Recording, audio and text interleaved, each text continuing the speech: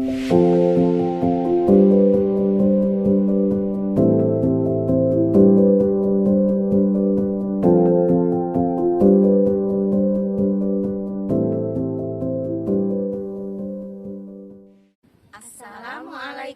warahmatullahi wabarakatuh.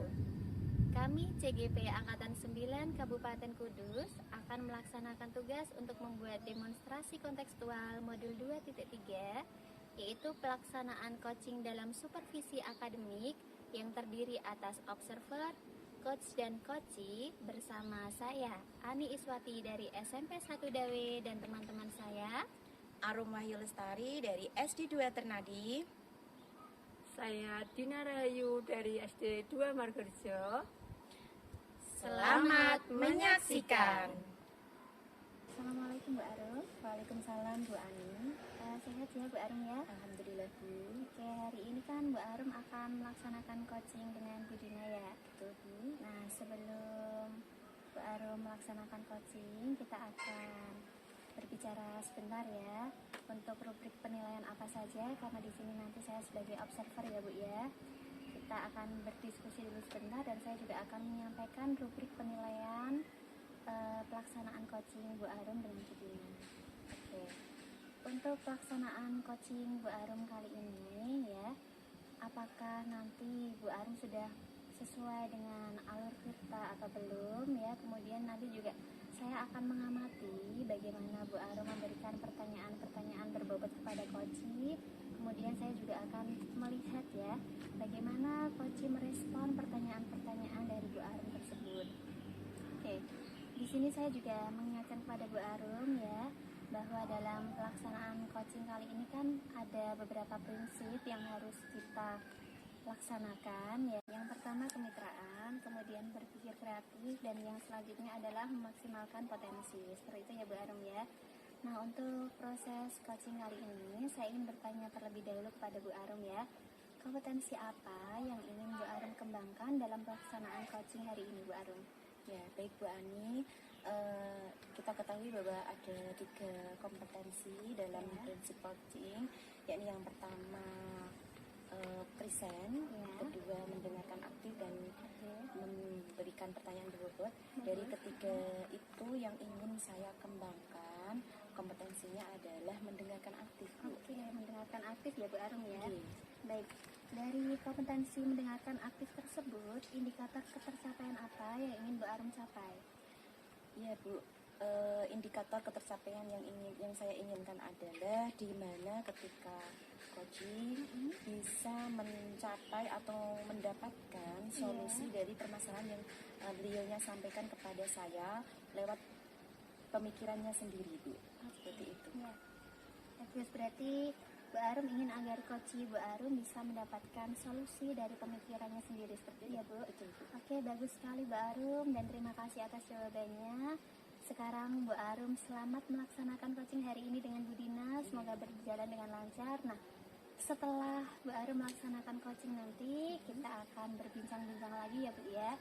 Di situ nanti saya juga akan memberikan refleksi terhadap coaching yang telah Bu Arum laksanakan. Seperti ya Bu. Terima kasih ya Bu Ani.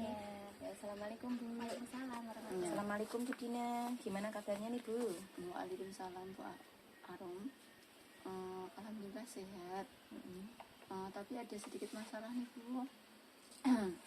Iya Bu, kayaknya kok tampak murung seperti itu. Kira-kira mau cerita apa Bu Dina? Jadi begini Bu, sebentar lagi kan ini mau tes November. Kemudian nanti dilanjutkan dengan rapot. Kemarin Bu Murni itu ketika evaluasi itu menyampaikan bahwa ada salah satu murid di kelas saya itu nilainya tidak tuntas dalam mapel agama. Oh, jadi begitu. Sebelum kita berbincang lebih detail, saya ingin bertanya ke Bu Dina nih. Kira-kira pembicaraan kita kali ini itu tujuannya apa ini yang ingin dicapai Bu Dina? Saya bercerita kepada Bu Arum ini kepengennya saya menemukan solusi dari masalah yang saya hadapi Bu Arum. Baiklah Bu, dari cerita Bu Dina tadi bisa saya simpulkan itu tentang siswa Ibu yang mengalami masalah nilai ya Bu ya? Iya betul sekali. Lalu menurut Bu Dina, kenapa kok siswa tersebut bisa mengalami masalah nilai, Bu? Anaknya itu sebenarnya anak yang sopan Bu, pintar, cerdas menurut saya, mudah bergaul juga, temannya juga banyak, cuman dia itu sepertinya itu terlalu aktif di kelas, jadi sering kebebasan Bu. Gitu. Oh iya, lalu kalau menurut Bu Dina nih, dari skala 1 sampai 10, kira-kira siswa yang mengalami masalah tersebut itu berada di nilai ke berapa ya Bu ya? Kalau kalau nilai 1 sampai 10 ya saya nilai di angka 6 Bu anaknya. Lalu harapan Bu Dina setelah kita melakukan coaching kali ini, Bu Dina ingin siswa tersebut mendapatkan nilai berapa Bu? Nilai 8 dan juga dia tidak kebebasan lagi Bu dalam bermain itu loh Bu di kelas itu. Iya Bu Dina, oke. Biar nilainya itu tidak ketinggalan lagi. Itu di semua mapel atau di apa ya Bu ya? Di mapel agama. Kalau mapel yang lain itu dia kategorinya cerdas.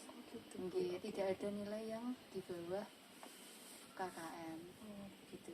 Lalu kalau menurut Bu Dina, potensi apa sih yang dimiliki siswa tersebut kok yakin dianya itu bisa sampai naik ke angka 8? Potensinya dia cerdas, gampang memahami pelajaran lain. Oke. Mungkin bisa dikatakan dia bisa ranking 3 lah dari teman-temannya di kelas. Oke. Lalu menurut Bu Dina, kendala apa sih yang dialami si anak ini kok sehingga dia kalau nanti itu mencapai angka 8 itu, kendalanya apa ini? Kendalanya itu anaknya ya itu Bu, terlalu aktif sekali, sering bermain di kelas. Sepertinya itu dia tidak mau memperhatikan ketika dia mapel agama itu tadi. Seperti itu. Jadi seperti itu Bu. Lalu langkah Bu Dina yang akan lakukan untuk menaikkan siswa tersebut ke dalam level 8 apa Bu? Pertama-tama saya mau mendekati anak tersebut Bu. Apa sih masalahnya? Kenapa kok anak itu nilainya itu di bawah rata-rata? Oh gitu ya. Ya bagus sekali ya Bu. Lalu tanggapan anak tersebut bagaimana Bu kira-kira nanti?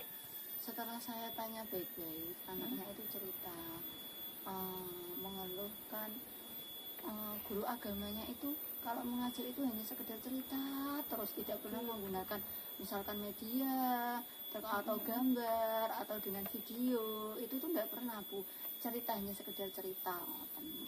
Oh jadi seperti itu. Lalu kira-kira apa sih yang diharapkan dari siswa tersebut Bu?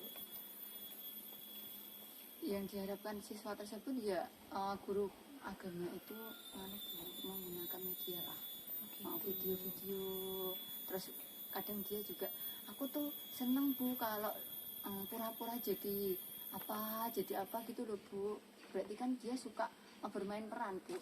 Mungkin kalau saya amati itu anaknya itu memang tipenya itu audiovisual dan kinestetik, ya saking aktifnya itu. Iya, termasuk anak yang cerdas ya mungkin berarti ya.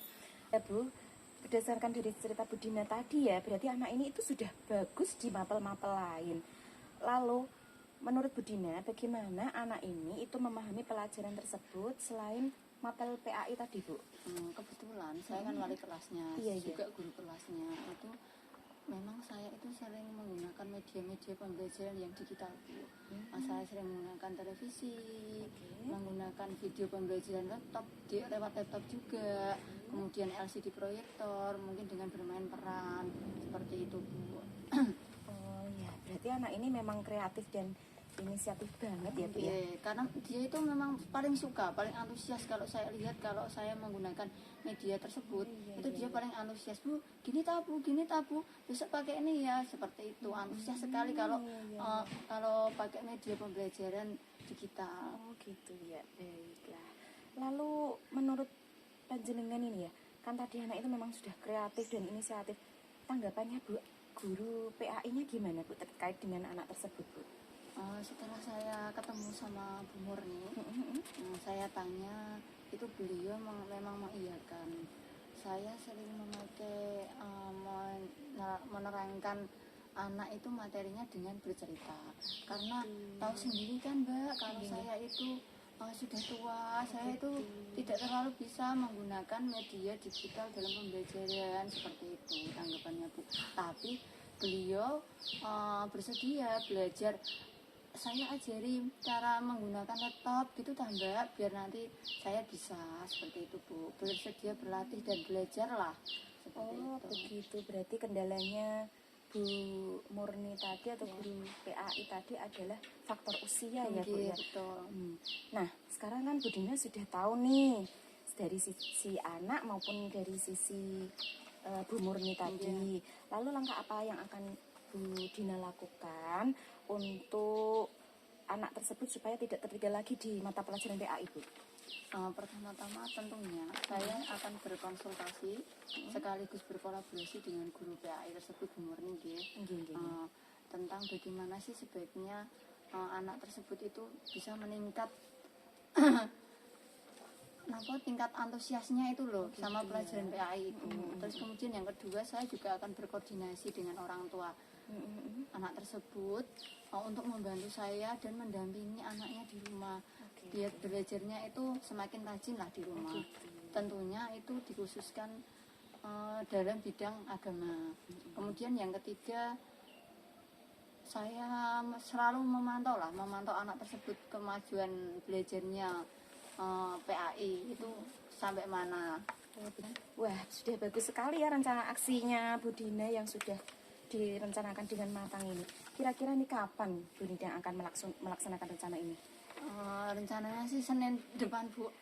Saya akan memanggil anak tersebut, kemudian saya pertemukan dengan Bu Murni. Saya akan meminta bantuan Bu Murni untuk memberi kelonggaran waktu kepada anak tersebut untuk mengumpulkan tugas-tugas yang kemarin-kemarin belum dikumpulkan Bu. Oke, siap Bu. Sekarang Bu Dina ini sudah tahu rencana-rencana dan langkah apa yang akan Bu Dina lakukan terlebih dahulu ya untuk membantu siswa tersebut. Nah, untuk selanjutnya komitmen apa yang akan Bu Dina lakukan agar menyelesaikan masalah ini Bu? Saya akan konsisten memantau anak tersebut baik di sekolah maupun di rumah. Dimana kalau di rumah itu saya selalu berkoordinasi dengan orang tua murid itu melalui WhatsApp tentunya gitu. Seperti itu Bu. Lalu kira-kira siapa ini yang akan membantu Bu Dina untuk menjaga komitmen tersebut Bu? Yang pasti guru agama di Murni, kemudian orang tua murid tersebut. Oke Bu Dina, kira-kira tindak lanjutnya dari hasil coaching kita hari ini apa ini nanti? Saya akan segera melakukan rencana yang sudah saya pikirkan tadi Bu. Nah, bagus sekali ya Bu Dina ya. Berarti alhamdulillah Bu Dina sudah menemukan solusi yang terbaik dari masalah yang Bu Dina hadapi. Semoga pelaksanaan aksi rencana yang sudah Ibu matangkan ini berjalan dengan lancar ya Bu ya. Terima kasih Bu, amin. Terima kasih ya Bu Arum. Iya. Sudah lega Bu Dina? Sudah lega Bu. Ya alhamdulillah. Ini saya ada acara, saya tinggalkan iya, dulu ya Bu. silakan Bu. Terima kasih Bu Arum. Iya, assalamualaikum Bu Dina. Waalaikumsalam Bu. Baik Bu Arum, tadi Bu Arum sudah melakukan coaching dengan Bu Dina ya. Pelaksanaan coachingnya juga tadi sudah terlaksana dengan baik dan lancar ya Bu ya. Iya. Oke, sebagai penutupan ini saya ingin memberikan pertanyaan ini kepada Bu Arum ya. Apa saja tadi yang sudah Bu Arum lakukan selama pelaksanaan coaching terkait dengan indikator yang ingin Bu Arum capai? Iya Bu Ani, dalam coaching tadi yang sudah saya lakukan adalah tentang penggunaan model alur tirta ya Bu, yakni yang pertama adalah menentukan tujuan, identifikasi masalah, rencana aksi, dan yang terakhir adalah tanggung jawab. Jadi dalam alur itu saya sudah coach saya bisa mencapai solusi dari masalah yang dia hadapi Bu, dan menemukannya melalui dirinya sendiri Bu. Oke ya, bagus sekali Bu Arum. Nah, pertanyaan selanjutnya ya Bu Arum ya, kompetensi apa yang ingin Bu Arum kembangkan setelah melakukan coaching kali ini Bu? Yang ingin saya kembangkan kembali adalah kompetensi untuk lebih memahami Koji, Bu. Bagus ya, jadi Bu Arum tadi berdasarkan hasil pengamatan saya, tadi apa ya ingin Bu Arum kembangkan dan indikator ketercapaian yang Bu Arum harapkan, yang Bu Arum ingin capai tadi sudah tampak ya. Bu Arum tadi juga sudah bisa mendengarkan secara aktif terhadap Coach Bu Arum ya. Kemudian Bu Arum juga sudah bisa memberikan pertanyaan-pertanyaan berbobot sehingga Coach Bu Arum tadi juga sudah menemukan kekuatan dalam diri Koci ya, sehingga Koci Bu Arum itu sudah bisa menemukan solusi-solusi dari permasalahan yang dihadapi. Oke, semoga setelah coaching hari ini Bu Arum bisa meningkatkan dan mengembangkan lagi ya. Jadi pelaksanaan coaching itu tidak hanya dilakukan dengan sesama guru, jadi bisa juga dilakukan dengan siswa ataupun dengan teman seperti itu ya Bu ya. Demikian Mbak Arum yang dapat saya sampaikan dan bisa lebih semangat untuk dikembangkan lagi menjadi coach dalam pelaksanaan coaching. Ya, terima kasih ya Bu atas bimbingannya. Assalamualaikum Bu. Ya, waalaikumsalam warahmatullahi wabarakatuh Bu Arum.